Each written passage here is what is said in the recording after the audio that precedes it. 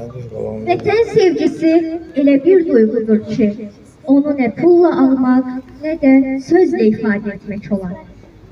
Bu sevgi insanın qəlbində doğulur, böyüyür və lazım gəldikdə insanı vətən üçün can verməyə qədər aparır. Elə Səfəralı Məmmədov da belə bir insan idi. O qəhrəmancasına vuruşdu, qorxmadı, geri çəkilmədi. Çünki bilirdi, vətəni qorumaq ən böyük şərəfdir.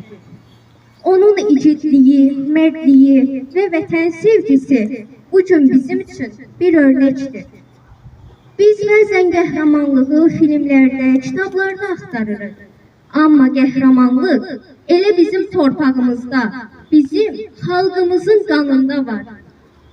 Səfəralı Məmmədov da bu torpağın yetişdirdiyi igid oğullardandır.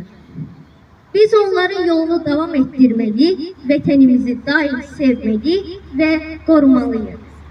Qəhrəmanlar unudulmur.